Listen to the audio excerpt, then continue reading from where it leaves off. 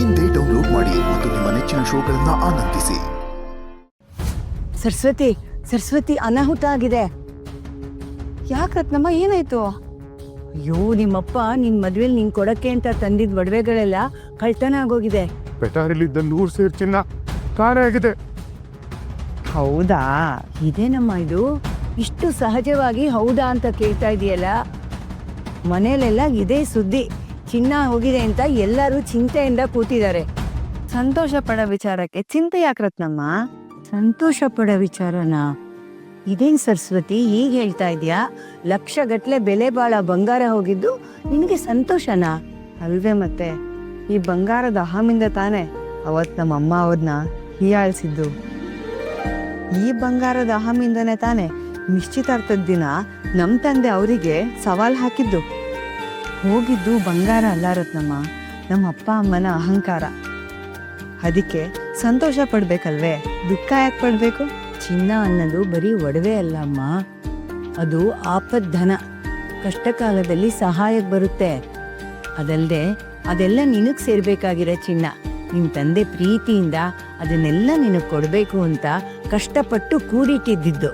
ನನಗೆ ಚಿನ್ನ ಬೇಡ ರತ್ನಮ್ಮ, ಚಿನ್ನದಂತ ವರನ್ನ ಹುಡುಕೊಟ್ಟಿದಾರಲ್ಲ ನನಗಷ್ಟೇ ಸಾಕು. ಅವರೇ ನನ್ನ ಚಿನ್ನ, ವಜ್ರ, ವೈಡೂರ್ಯ ಎಲ್ಲ. ಆಹಾ, ಎಂತ ಚಿನ್ನದಂತ ಜೋಡಿ ಅಮ್ಮ ನಿಮ್ದು. ಚಿನ್ನ ಕಳ್ತನ ಆಗಿದೆ ಅಂತ ಗೊತ್ತಾದಾಗ ಅವ್ರೇನ್ ಹೇಳಿದ್ರು ಗೊತ್ತಾ? ಏನ್ ಹೇಳಿದ್ರು ಅವರು? ನಾವು ಬೆಳ್ಳಿ ಬಂಗಾರ ಬೇಕು ಅಂತ ನಿಮ್ಮನ್ನ ಯಾವತ್ತೂ ಕೇಳೂ ಇಲ್ಲ. ಅದು ನೀವು ಅನ್ಕೊಂಡಿರೋದಷ್ಟೇ. ನಮಗೆ ಬೇಕಾಗಿರೋದು ಚಿನ್ನದಂತ ಗುಣ ಇರೋ ನಿಮ್ಮ ಮಗಳು. ಅದಕ್ಕೋಸ್ಕರ ನಿಮ್ ಬಲವಂತಕ್ಕೆ ನಾವಿದನ್ನ ಒಪ್ಕೋಬೇಕಾಯ್ತು ಅಂತ ಹೇಳಿದ್ರು.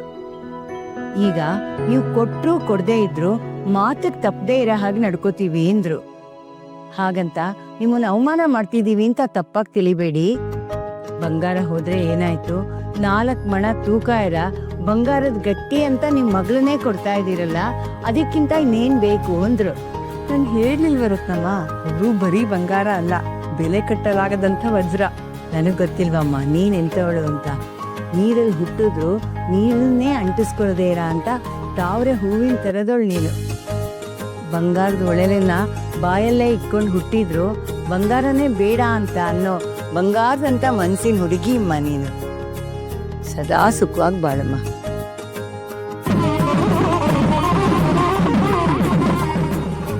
ಬೇಡ, ಇದೆಲ್ಲ ಬೇಡ. ಇದು ನನ್ನ ಸಣ್ಣ ಕಾಣಿಕೆ, ದಯವಿಟ್ಟು ನೀವು ತಗೊಳ್ಳೇಬೇಕು. ನನಗೆ ಒಡವೆ ವಸ್ತ್ರಗಳ ಮೇಲೆ ವ್ಯಾಮೋಹ ಇಲ್ಲ. ಅದಕ್ಕೋಸ್ಕರ ಬೇಡ ಅಂತಿದ್ದೀನಿ ಹೊರತು ನಿಮ್ಮ ಹತ್ರ ತಗೋಬಾರ್ದು ಅಂತ ಅಲ್ಲ. ಅದೇನೋ ಚಿಕ್ಕ ವಯಸ್ಸಿಂದನೂ ಅವನಿಗೆ ಒಡವೆಗಳ ಬಗ್ಗೆ ಮೋಹನೇ ಇಲ್ಲ. ನೀವು ಮನಸ್ಸಲ್ಲಿ ಏನು ಇಟ್ಕೋಬೇಡಿ, ಶುಭ ಕಾರ್ಯ ಆಗ್ಲಿ ಬಿಡಿ. ಅವರಿಗೆ ಮೋಹ ಇದೆ ಇಲ್ವೋ ಗೊತ್ತಿಲ್ಲ, ಆದ್ರೆ ಇಷ್ಟು ದೊಡ್ಡ ಕುಟುಂಬಕ್ಕೆ ಅಳಿಯನಾಗಿ ಬರ್ತಿರೋನ್ಗೆ ಒಂದು ತೊಲ ಬಂಗಾರ ಕೊಡೋಕ್ಕಾಗದೇ ಇರೋಷ್ಟು ಪರಿಸ್ಥಿತಿ ನಿರ್ಮಾಣ ಆಗೋಗ್ಬಿಟ್ಟಿದೆ. ನಾನು ಮಾತಾಡಿ ಚಿನ್ನ ಇವತ್ತಲ್ಲ ನಾಳೆ ನಾನು ಕೊಟ್ಟೇ ಕೊಡ್ತೀನಿ. ಸದ್ಯಕ್ಕೆ ನೀವು ಇದನ್ನ ಹಾಕೊಳ್ಳೇಬೇಕು. ಗುರುಗಳ ಮೇಲೆ ಆಣೆ, ಬೇಡ ಅನ್ಬಾರ್ದು.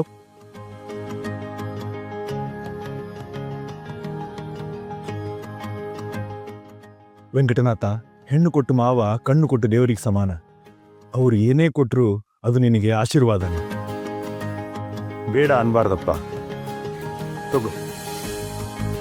ವೆಂಕಟನಾಥ, ನಿನಗೆ ಒಡವೆ ಇಷ್ಟ ಇಲ್ಲ ಅಂದ್ರೆ ಮದುವೆ ಮುಗಿದ ಮೇಲೆ ಪಿಚ್ಚಿಟ್ರಾಯ್ತು.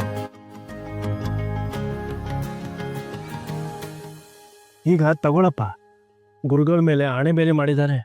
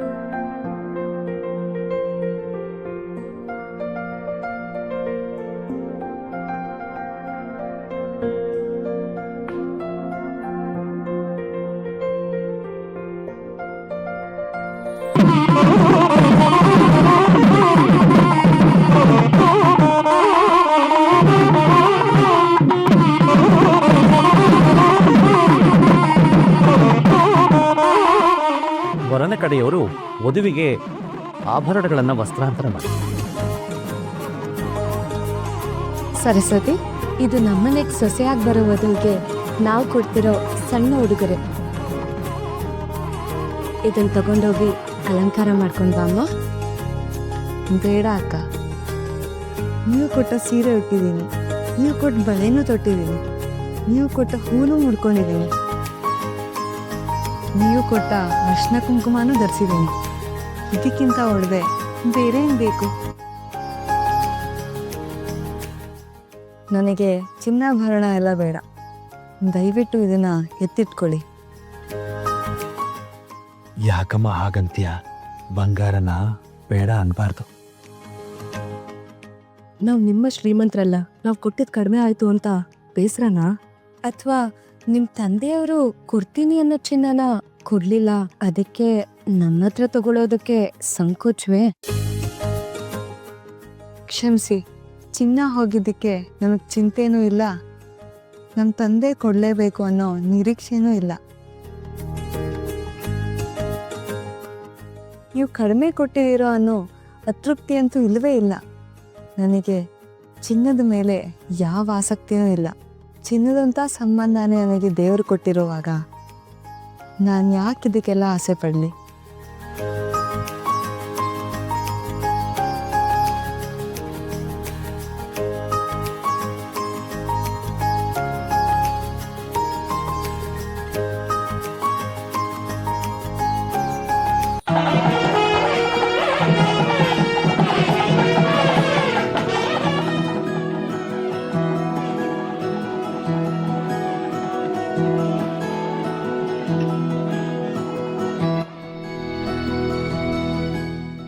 ನಿನ್ನಂಥ ಸಾಧ್ವಿ ನನ್ನ ಮಗನ ಕೈ ಹಿಡಿಬೇಕು ಅಂತಾನೆ. ಎಷ್ಟೇ ಅಡೆತಡೆಗಳು ಬಂದ್ರು ಅದೆಲ್ಲದನ್ನು ನಿವಾರಿಸಿ ಇಬ್ಬರನ್ನು ಒಂದ್ಗೂಡ್ಸೋದಿಕ್ಕೆ ನಾನು ಬಂದು ನಿಂತ್ಕೊಂಡೆ. ಈಗ ನನಗೆ ತೃಪ್ತಿ ಆಯ್ತು ಮಗಳೇ.